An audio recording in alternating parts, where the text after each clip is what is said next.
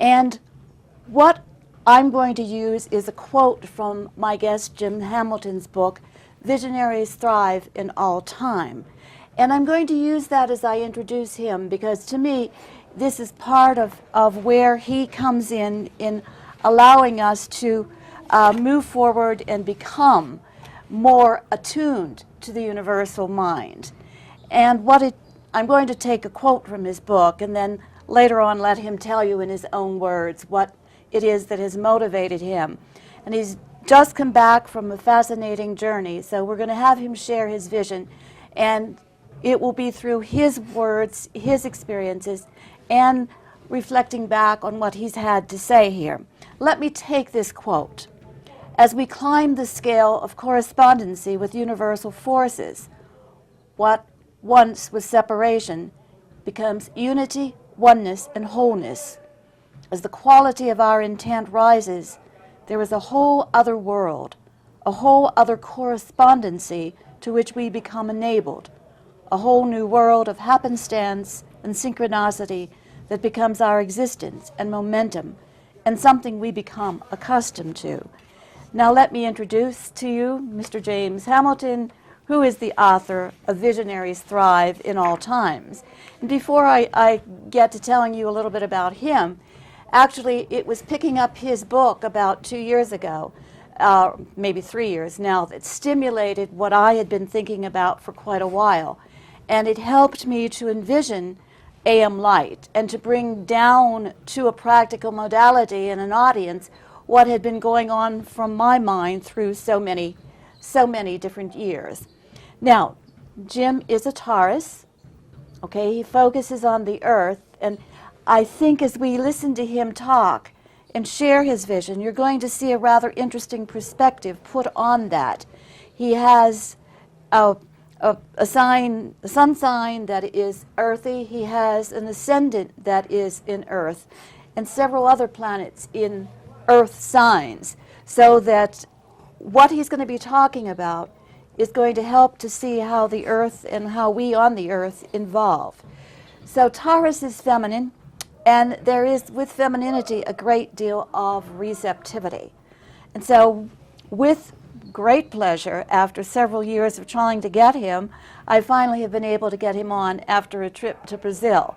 And he'll share a little bit about his focus on this, some of his own personal insights, and we've spent some time talking about what he has to say. So let me again turn it over to Mr. James Hamilton. And I'd like you to share with us, the audience, your vision of the universal mind and how it works.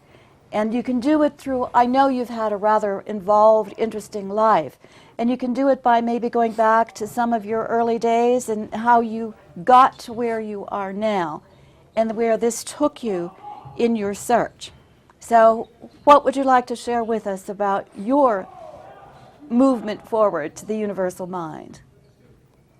Arlene, it's a pleasure to be here. I want to thank you for the invitation and finally the two of us pulling this off. So it's a pleasure to be here. So thank you for that.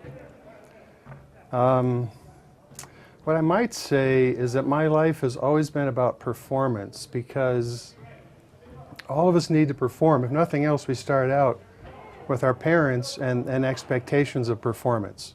And it may not be healthy, but we grow up with expectations of how we ought to be, and as we outgrow that, we start to think of our own ideas of performance and our own, maybe even just dating, how you would meet people and how you bring yourself off and how you introduce yourself to people. But I've been on commission much of my life, which is performance also. It's how you interact with people, how you interface with people such that communication is created, such that relationships are created, such that a successful interface with somebody. And to me, that's performance. I don't think of basketball as performance. I'm not saying it isn't. I think of more what's inside of me, how to let what's inside of me out. So to me, performance is personal performance. It becomes how we interface with the world. And I was lucky that I started meditating in 1973. I was around 23 years old. And that's where I discovered, actually, performance. Because I began to realize that with meditation, I started to glue my day together differently, or better said, my days started to glue themselves together differently, better. And I knew that I was a portion of that, and that I was dictating the quality of the performance in my life, if you will. And that as I added meditation, and I also remember that at that same time frame, I was into goal setting. And so goal setting and meditation was kind of how things started. And as I moved into this world, over a period of time, I started letting go of my need to do it my way. In other words, meditation is about letting go. And so as my day started to create itself or to unfold in a better manner, I learned how to let that do that. And now, 36 years later, I've been meditating 36 years, I've really come to understand, if you will, non-resistance, which is really an ultimate form of performance. Because what we want to do is live a life in synchronicity, in sync with our friendships, in order with our relationships, in camaraderie with our surroundings. And interesting that I chose the term performance to use, because ultimately performance goes beyond what we're capable of doing on our own. That's probably the purpose of your show and why I'm here. Okay. Now, I'm going to ask you to give and share with the audience a little bit what your career was like in a general way, because it's a very, I'm going to use the term, earthy and materially focused thing. And it's something that you have taken, this concept of performance and this concept of moving into a different understanding that has helped you move forward with your career. And you don't have to go into every single thing, but I guess I would like the audience to see where you have worked from what we would call a very material, down-to-earth kind of a focus, and you've moved it into what inspired you to write, and we'll get to that too, Visionaries Thrive, and what the process was in moving forward with that. So can you give us a little more of your focusing and your experience and how you came to take your practical focus and move it into a spiritual focus, which is part of what you're doing with this. Right. Well, certainly everything in life ultimately is spiritual. That ends up becoming a conclusion that eventually we come to see. I've been on commission my entire life. I was a yacht broker for many years. And I remember in the early days, and I was always over my head. I was always pushing myself. I mean, I was always expanding. And I remember getting to the height of when I say success in Fort Lauderdale, that's not really right. But yacht brokers in Fort Lauderdale, that was the center of the world. And when I got where I could glimpse the very top, the very best success, I thought, this isn't really what I want to be. But in the meantime, meditating helped glue my day together.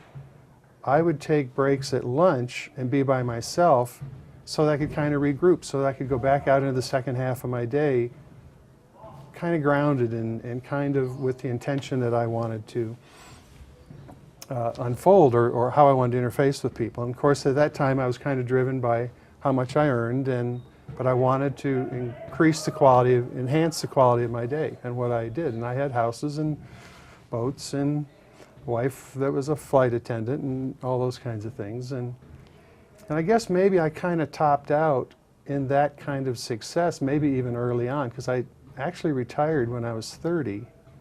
Wow. And found that not to be anywhere near what I thought it was. I had a 40-foot sailboat. I did a lot of sailing, and I thought that's what I really wanted to do. And there came a point where I wanted to come back in the world. I did a 3-year trip, a 3-year sailing. I did a 1-year sailing trip, then a 3-year sailing trip. And after the 3 years, I realized I was ready for a desk again. And truthfully, I wanted to see women in skirts and high heels again. It's a funny thing, but I remember that very distinctly. And as I came back into the world, I'll tell you what's interesting. I met a gentleman just a few nights ago, and he was a tugboat operator in the Northeast Atlantic. And that is a rough part of the world. And I was so surprised at the depth of this gentleman. And this is kind of I don't want to call this it's just a basic place. It was a restaurant and bar. And I was surprised at the depth of the understanding this gentleman was sharing with me. And I think maybe part of it comes from being on the ocean.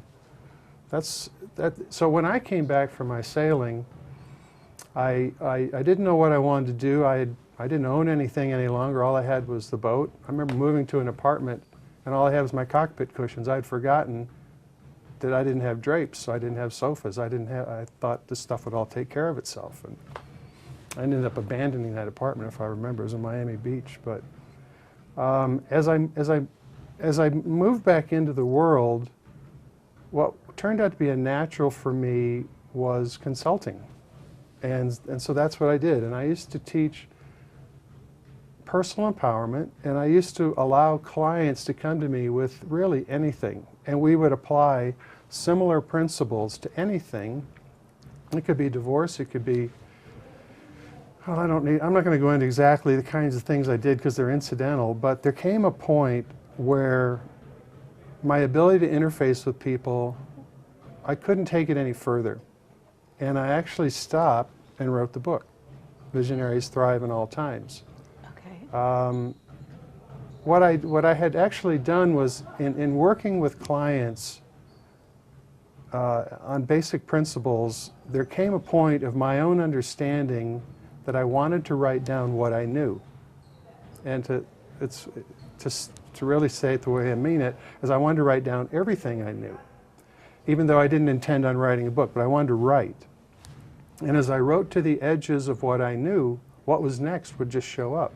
And so that was the next way my knowledge base continued to grow, and it really led me further into what you might call the quantum world, because if we can define the edges of what we know, what's next is available. And ultimately, the book that I wrote has a great deal of depth to it. The book has not been discovered yet. I think it will be. And how we glue our days together is essential to understanding how to make the world a better place. We've talked a little bit in the last day or so, and in my last newsletter I mentioned Barack Obama is out on a limb. We've got a world in all kinds of chaos, all kinds of disorder, and I'm not saying it isn't okay, because humanity has to grow and stretch and make its errors and find its mistakes and move on. But Barack Obama's way out there on the edge of wanting to really help shift not only America, but the whole planet. The whole planet's kind of caught up in our economic system, and there's a certain failure in all that, and there's a need to redo these kinds of things. And for one man to take this on, and for the hope of humanity, or hope of a great number of people to invest in this individual, my attitude is that there's a whole bunch of us need to learn how to effectively contribute with our vision something that enhances his vision. In other words, his ability to do his job by us becoming what I call exponentially more useful. Well, that's the power of what the Visionaries Thrive in all times does in many ways. And as you were talking, I do want to go, as we go on, into your adventure in Brazil and what it has brought to you. But I want to take a quote from your book, okay? And this is basically to allow those out there, I used one of them and I'm going to use another one, to kind of give perspective to what has been said there in terms of our focusing, our moving on, and making new choices. And I'm just going to use a quote here from page 255. It is of a momentum that most recently began with Christopher Columbus and the European Renaissance, the Industrial Revolution, the Information Age, and the Space Age that brings mankind to the brink of its jumping-off place en masse. For, after all, far more than ever before, we have access to choice, and choice begets a growing perception of our possibilities. Choice begets and fosters a new sense of personal responsibility and self-governance. As we discover how our neighbors across the street or across the planet overcame their obstacles, the rest of mankind eventually follows. With just a bit of comparing note and a bit of courage, we all grow. Now this in some ways is somewhat of a summary of what you were saying about with what you anticipate happening to the planet with the presence of Obama and the new concepts that are going to have to be formulated. Is there anything else that you would like to add to that? Anything that you would like to focus on and how we may do that? And this is one of the things about his book, Jim's book, that kind of gets us to think about how we can manage this focus. And I'd just like you to kind of interact with that and see if you can share a little bit of how you have utilized this concept. Well, in the quotation, there's a word that's quite interesting, and the word is courage. Because courage is that break point between holding back with what you have and what you know and moving into the unknown or moving beyond what you know. It takes courage. And courage is that point that humanity is at right now and is going to have to harness individually and collectively for the species to go on. And you look at Barack Obama, I mean that guy's got courage. He's at odds with the way Washington has operated in the past. He raised all his money very differently, and I think his average donation was $80. And he raised, I think, $700 or $800 million. Almost $1 billion. And so what it looks like is humanity is ready for what's next. And what I have done inadvertently is create an identification of tools for people to move beyond their present state and how they can contribute to making the world a better place. And when you think about it, the realities that exist are a product of our collective belief systems. And if our collective belief systems have a great deal of fear or doubt or resistance, then you can see that reality isn't held together by the most magic of glues. It's held together with fear and doubt. And we can see a certain kind of collapse in the world of things that don't work. And interestingly enough, the cutting edge of the work I do, well, first let me say, most people understand focus and the ability to focus on something and to have goals and achieve things in their life through their focus, which is a mind-derived activity. What I identify in the book that's so important is the difference between focus and intention. Because focus is something you do, intention is a much broader application. An example, let's see, where would I start? Focus is what you can do with your mind. Intention allows you to actually allow innate intelligence to become a partner in your reality creating. In other words, with focus we create our realities. Intention is a much broader bandwidth for creating realities. It's open-ended, and ultimately the intention or the intent is for innate intelligence to partner in our reality creating. Because as we learn to create realities in a more refined level, we find that the glue that holds our realities together is more than we can accomplish on our own. This is where synchronicity shows up. This is where happenstance, this is where the magic of life shows up. And I'll give you an example. Let's say somebody's into revenge. That's a very powerful focus, but the intention behind revenge is very, very low quality. And so the universe doesn't help much. So there's a great deal of efforting involved in your focus with getting even with somebody. As people move into intention, intention would be more like what you want in your life is joy. Intention would be how you want to feel. So you don't get to how you want to feel in your life through focus. See, intention is different. And as we learn how to step from focus to intention, there's quite a number of levels of intention that we can operate at. Neutrality is not focus, that's intention. what I call spiritual reason is you're going beyond the mind to interface with the world. You're allowing something beyond just yourself. And so in intention, in this broader bandwidth, you're learning how to use your mind, but you're inviting innate intelligence to be a partner in your reality creating. And again, the quality of the glue that holds your day together and holds your weeks and your life together becomes quite a bit different. And then see, this takes courage to jump from focus to this unknown of intention, as though true, we all do this. But there comes a point in intention where you move to what I call non-resistance. And so now it's non-resistance and unconditional love are actually the same thing. But in non-resistance, we're learning how to let the universe even more so contribute to the quality of our reality creating. Okay, I'm going to ask you to define, for those out there who may have heard the term but don't really know what it is. When you talk about innate intelligence, what are you referring to in your vision? What do you see innate intelligence as? And I say that because for some people it may be a term that they don't know, that they haven't come up with. Well, innate intelligence is that order that exists at all levels.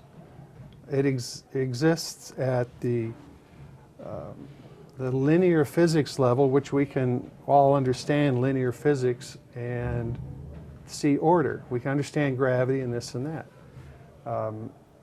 Quantum physics, if nothing else, goes to a scale of so small, and it's very, very, very different.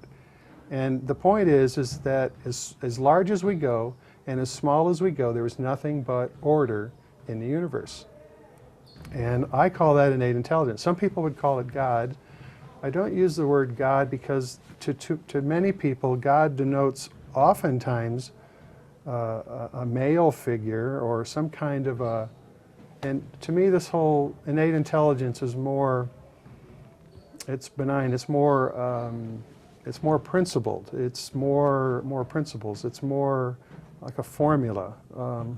Formula is not a very good example, but innate intelligence is the order that allows daffodils to come out of the ground in the springtime, that allows oranges to come off orange trees, that allows all the different kinds of animals to maintain their uniqueness and their individuality. And it's just an order that everything ascribes to.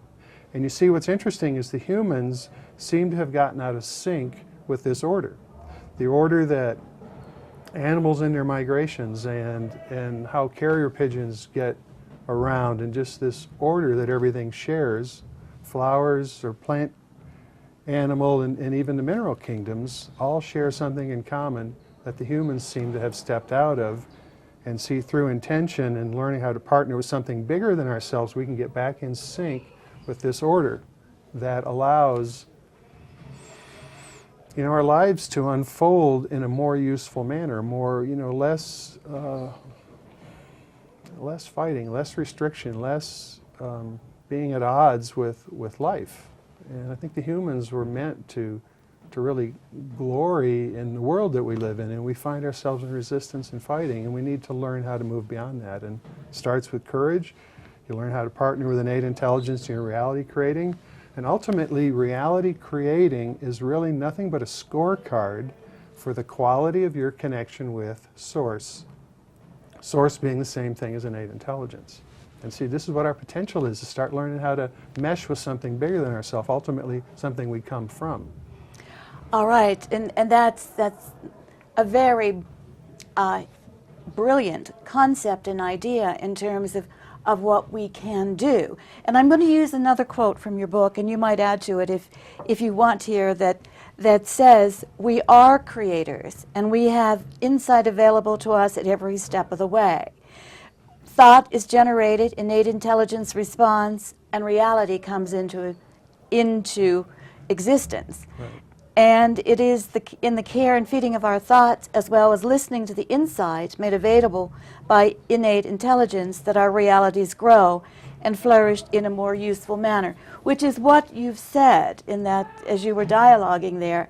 And I just wanted to emphasize that in this particular focus. And how, in many ways, a lot of people are not prepared to do that. Many people don't meditate. Many people don't think about it in that way. If you were to talk with people, or you were trying to get someone who is not, quote, involved in all of this in one way, what would you say to them? How would you direct them to begin to look at that in their own lives and see what would come out of this? Do you have a path that you would tell them to look forward to? Something that you would ask them to focus on to create this? Well, everybody's different, and ultimately everybody lives in this world because we couldn't live without our partnership with innate intelligence. We can't. We're not able to be independent. We appear to be independent, and in fear and doubt, we separate ourselves from this innate intelligence source, whatever you might want to call it.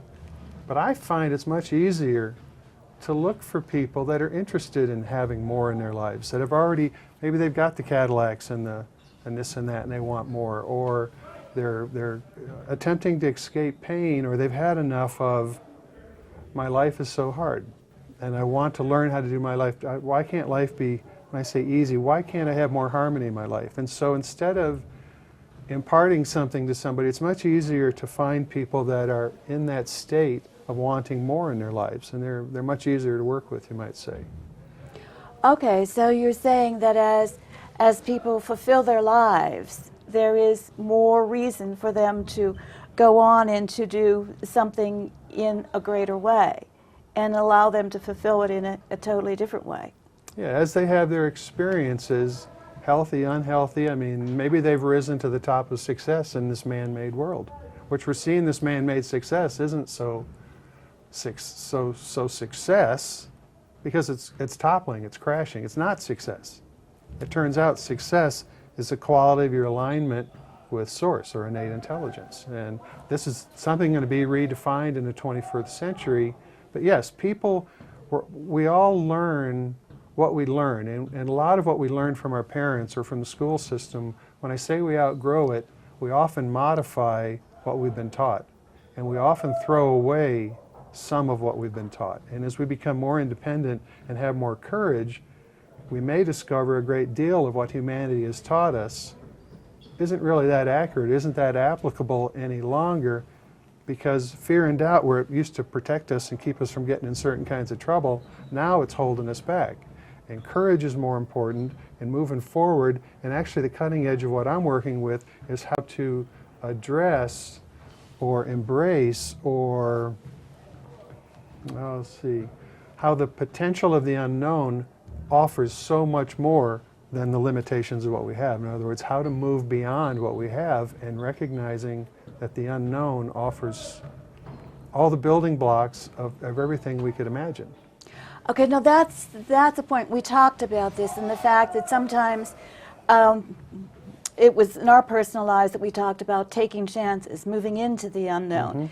But what encouragement would you give to people? A lot of people who are on the periphery are panicked when something comes up and they don't know what's going to lie ahead. They don't know where they're going.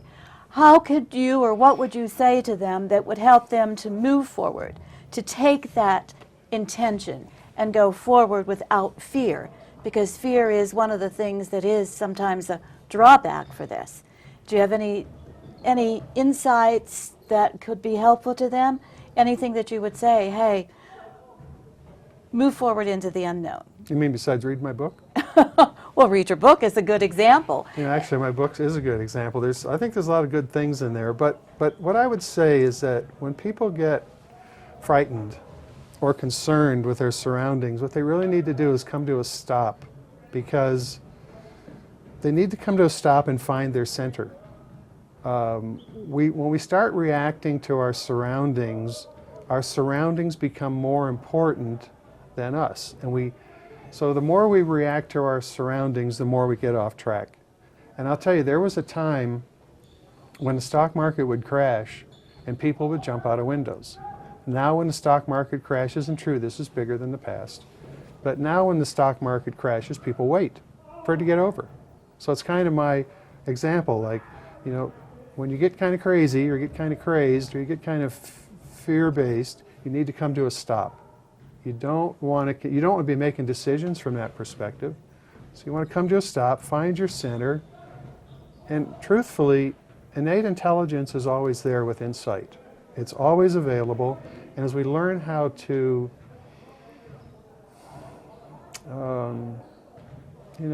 cultivate that important part of our life, it becomes even more available. I actually now live, I would say, 99% of my life in non-resistance, and while it's hard to understand, my life is taken care of me, by me, for me, and what I do is move on. Where there was a time when problems would become paramount or take my attention, one of the most recent things I've discovered is that problems, if you leave them alone, they'll go away on their own. They're just a something in time moving on, and we get all caught up in them. Like this, the scale of the economic problems and the problems we have now, they're far more than economic. It's a leadership, it's a dysfunctional leadership problem is what we have, and economics is one of the ways it shows up. But this too will pass. And some people say, let it run its course. There's a lot of people who get hurt because there's too many people invested way into a system that actually doesn't work. And so it's crashing, and the question is, how do we let this system down without hurting everybody?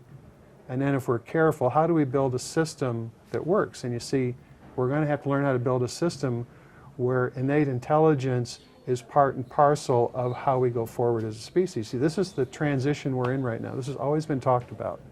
And well, you know, that's very, very interesting because Pluto is in Capricorn. And this is going to be a time when we're going to have to do exactly what you're saying.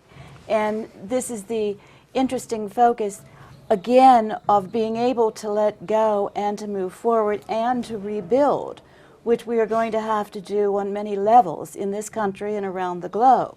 And it will be someone like yourself who has so many different capacities and abilities, and this is why we're going to have his website on the show. We're going to have his phone number on. So those of you out there who are looking towards different things and moving in different ways, it will be worth your while to consider this. Now, I've spent a number of hours talking with him about this and trying to find out just how one can do this. He's given us some direction. He's giving us some of the things that I think is probably very hard for most people to do. We want to let go and move forward, but at the same time, until you can separate from the fear, which is where a lot of people are now. But as Jim was saying, people are responding in different ways. They're saying, well, okay, we'll let it go, we'll move on, and time will pass and there will be a way of getting through. And I want to take, if I can find where I put it here, one more quote from his book, okay, and then we'll go into what has happened to him in this most recent focus, and we are going to move forward in a different way. And I'm going to take a quote. It's not quite the quote that I thought I was going to use, but it seems to me to make sense. And then I'm going to ask him to share a little bit of what he's been doing in the last 3 weeks and how this has moved him forward into his insights of how we can all thrive on different levels. And I'm taking a quote from his chapter on beliefs.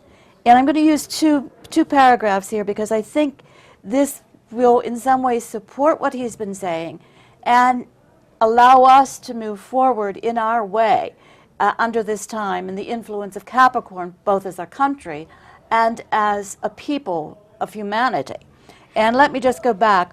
Approximately 800 years ago, 1215 AD, the French and English devised the Magna Carta as the first modern-day declaration of human rights on the planet. For more than 800 years, they tried and variously embraced these principles until, in a reaffirmation of these ideals, individuals created what became the Constitution of the United States. As an interesting aside, the United States of America is a vast 225-year historical documentation of ideals and values, as well as failings and shortcomings in the original charge and intent. Best said, America, as well as the rest of the world, individually and culturally, nationally and collectively, are all works in progress. We have watched America's progression from its infancy to its present state of evolvement as it migrates towards a better representation of its people and their values and heads towards a more useful leadership role on the planet. Now that is a very interesting statement, which at this particular time, again, with all that's going on, people have chastised America, have chastised the United States, have said this, that, and the next thing. And as you see in terms of Obama and his movement into the American culture and with new ideals, again, can you further expand on that in terms of what you see coming through the United States? Let me say first, in part to our last remarks, that as we want to move forward in our lives, we have to recognize that we have the momentum of the choices and the decisions that we've made thus far. And as we want to make new choices and decisions, they don't come instantly because this momentum has been going on much of our life, and so we have to learn how to shift that, which is hopefully something we'll get to in our talk here. But the same thing with America. America as a country has grown up, it's gone through the momentum of its shifts and changes, and it's getting ready to shift and change again, and we're watching the old momentum that we've been kind of crash and burn, or shift, really. I mean, there's nothing unhealthy about what's going on. It's part and parcel of humanity moving forward, and what has served us for a period of time no longer serving us, and so it kind of topples and falls, and it becomes rebuilt anew with our new insights, and we learn from our mistakes. What I'd like to see is America become a leader again, which it is. There was a time when we built the best automobiles, and then other countries took that over. Then we became the best with software. Other countries took that over. Or they become proficient and dominant and successful, but we were always the leaders. And ultimately what I want to see America is as the exporter of real freedom. Not the kind of freedom we've had. We've had a certain kind of freedom, but the potential for America to become the leader of a new way of doing things is coming, and what's wonderful about it is it's natural for everybody. Everybody has this natural connection with innate intelligence. Everybody knows, and certainly mothers know that our insight and what's inside of us is critical to our success as far as our choices and decisions. And America as a leader needs to move back to this meshing with innate intelligence in our choices and decisions. We can't continue to create our realities with the mind alone. We've got to mesh with something bigger than ourselves, so that we can create a harmonious existence. Right now, shortage and shortcoming is how the economic system works. When there isn't enough, the price goes up and people make money, and that's supposedly the game and the goal, and it doesn't work. Worked for a while, and so society got to a certain place, and now we're outgrowing that. And I'm looking forward to America meshing with the potential of America, meshing with the potential of individuals all over the world, and all of us becoming leaders, all of us stepping into our potential, all of us learning how to partner with, again, what I like to call innate intelligence, moving into that courageous perspective and moving on. And starting to build something that we can, be proud of, and it's beyond the mind. Okay, now you were talking about the shifts and the fact of what shifts are available. Let's take your journey of the last month. I know it came before the actual physical journey, but what has come out of it for you that you feel can be a contribution to your ability to reach out to people and help formulate what we've been talking about? Can you tell us a little bit about that trip? And I know there's a certain terminology that you want to use, but I'm going to let you explain that. I'm going to ask you if you'll share your journey share what has come out of it. It is something that's taken a while. It's not just happened in the last 3 weeks, but it's been formulated in a different way, and this is going to lead you forward to share with others not only your vision, but how others can create their visions and thrive in this new time. So would you like to journey there and kind of go into what has been important to you along the way? You know, what's interesting is I have to say that I barely got out of high school. My English teacher let me out. She looked at my grades and she says, failing this kid isn't going to help. And so I got out of high school probably with a D minus or a D plus, and I did not. So I don't have that traditional kind of education, but meditation has given me so much wisdom, you might say, and so much insight that maybe the academic world doesn't have to offer. But the point is, when I wrote the book, Visionaries Thrive in All Times, since writing the book I've worked with 2 physicists, one for about 6 or 7 months and the other one for about 2.5 years. And I've just recently moved on, and in moving on, I ended up in Brazil. Now, I was in Brazil for 3 weeks, but working with these physicists and these interesting people, and people that technically had a great deal more education than I did, we each brought things to each other, and I was able to learn and discover non-resistance, this quantum world that has order in it, that if but we would allow it, it will take care of us. And so non-resistance has become a very important part of my life. And I understand it, I'm documenting it, I can write about it. In non-resistance, it's timeless, so there's a certain disadvantage of non-resistance because you lose sight of what you're experiencing because there's a guide, you're not using your mind any longer. But what you're asking me about was, I met a gentleman on the phone, and he says, come to Brazil, we can spend some time together. And I made plans to go, and my plans fell through. I was supposed to leave on September 7th. I had my travel agent. She says, here's what the flight would cost. Well, I said, send me the itinerary. I'd never heard back from her. I was going to buy the tickets that day because I'd already looked for airfare. And next day something happened that made it very distinct that it wasn't the time to go, so I postponed my trip. So I finally took care of my own airfare, and I went on November 11th, so it was 11/11, and then my flight left at 11:55 a.m., so I thought, okay, this is good. And when I got down there just in time for the floods in Brazil. Now these floods were serious. It had been raining for 2 months.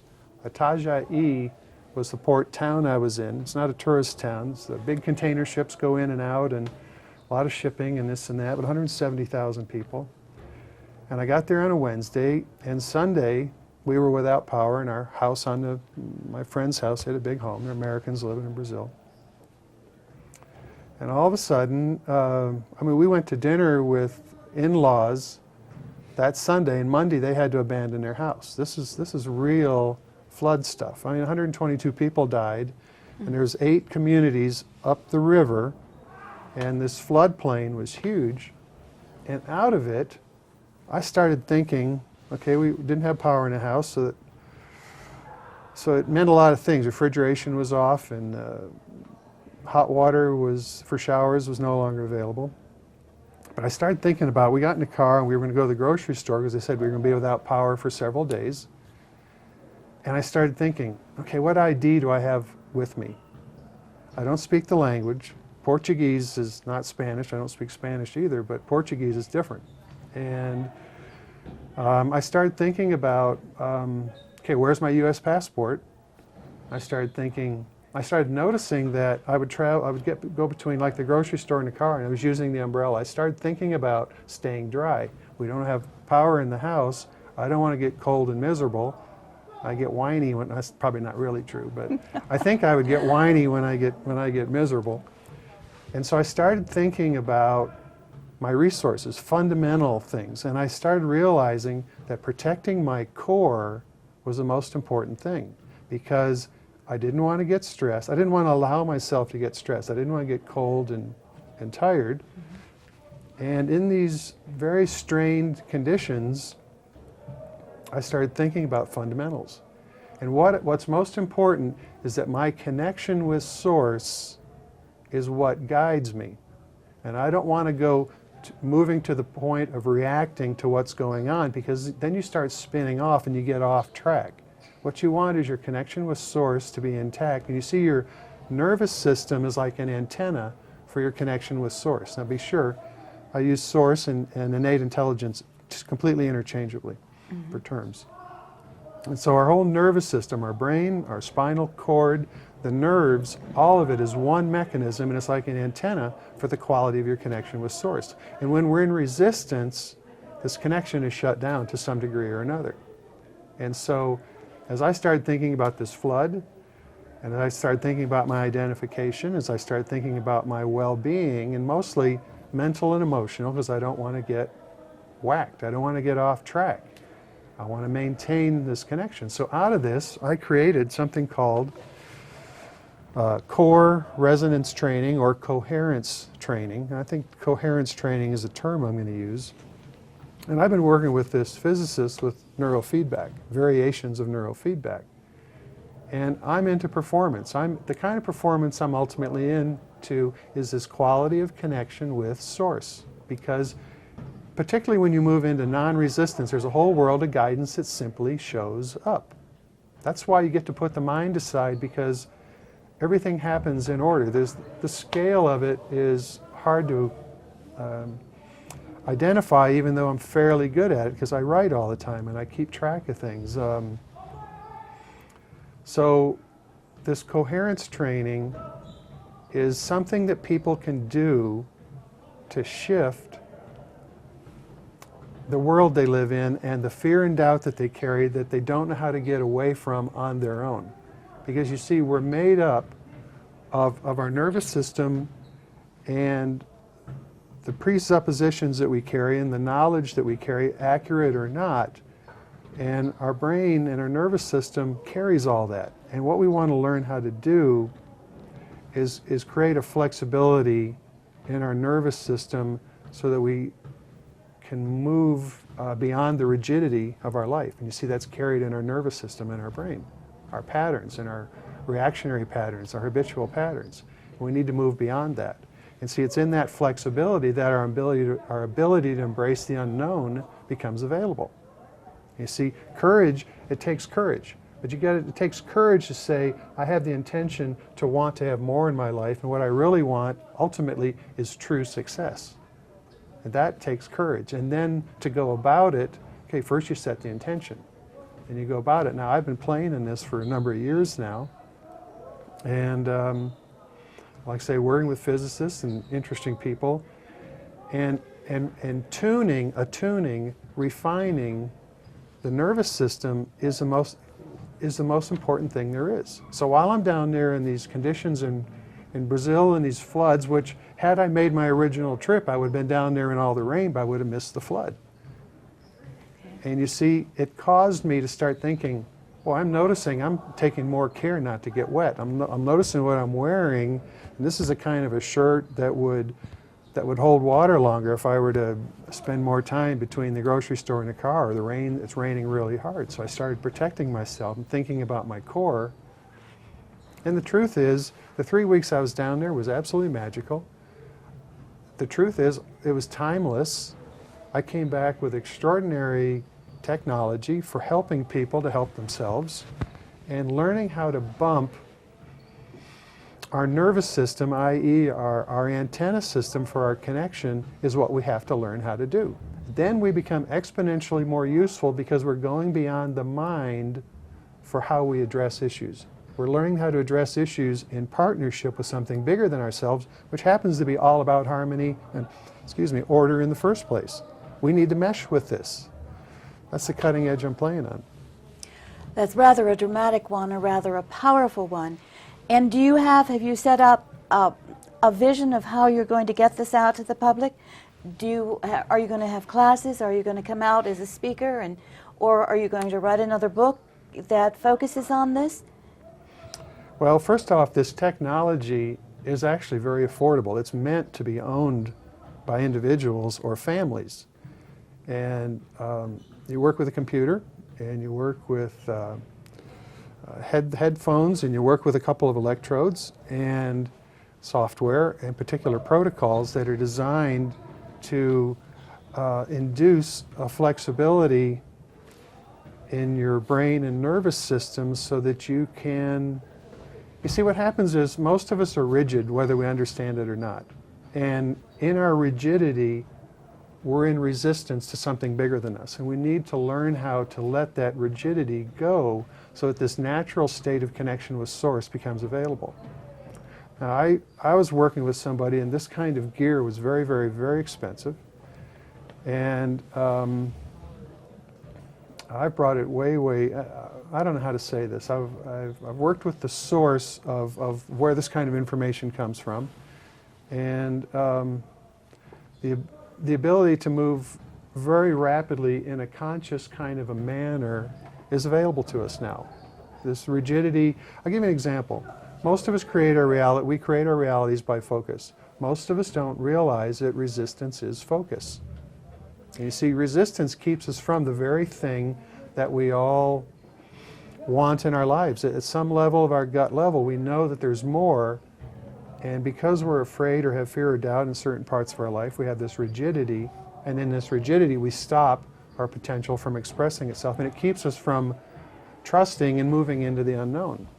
So I will be teaching seminars. I want to introduce these kinds of ideas and say, here is technology that you can own, and we're talking, inexpensive, $3,000, $3,500 for technology that the whole family can use that enhances the ability to focus, enhances the ability to rest. I'll give you an example. One of the things I've learned is that the alpha waves in the nervous system in the brain is like the neutral.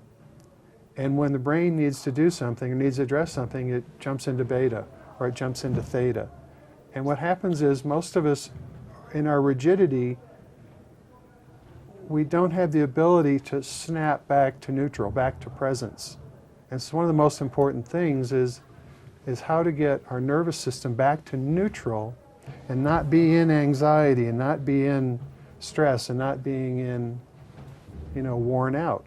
We want to be back at rest. And this is what I've got coming. Well, this is very, very powerful. And it's something in terms of what this whole focus is. I'm going to use a quote from Faith, Physics, and Psychology, because your statement now of what you're creating is so powerful a tool for what we are going to be moving into. And I'm going to find that as you go on and as you experience some of these and people feed back to you, you're going to find even more interesting focuses. I want to summarize with the quote from the book, and then we'll go back in just a moment to a summary for you, because we're running out of time quickly here. Okay, this is the quote. Quantum physics has finally brought science back in line with what mystics have been telling us for thousands of years, namely that the physical universe is just a manifestation of a deeper and more true reality.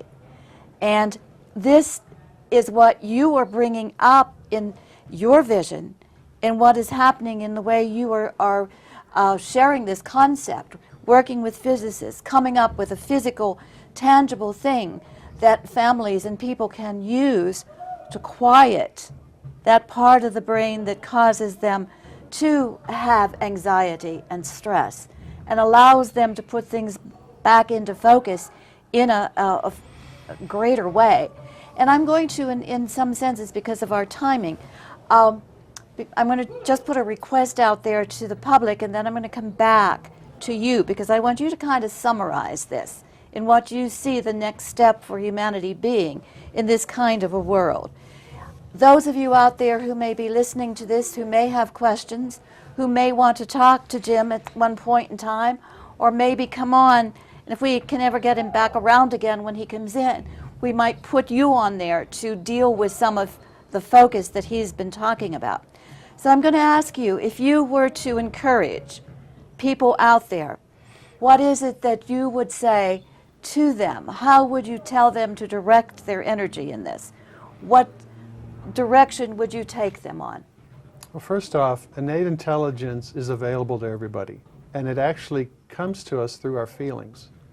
Beliefs or emotions are a product of beliefs. Feelings are a product of innate intelligence communicating with you. And what we want to learn how to do is quiet ourselves so we can have better access to innate intelligence communicating with us, and it communicates with us through our feelings. And so better access to that is our next step as a species. Very, very important. And I think this is a powerful way to conclude what you've been sharing with us. And it's something that right now we need to know. So, Visionaries Who Thrive in All Times, and the author of that book, brings us to a conclusion of moving forward. Thank you very much, Jim, for sharing your ideas, and thank you out there for listening. Have a wonderful next month or so. Take care. Thank you. Namaste.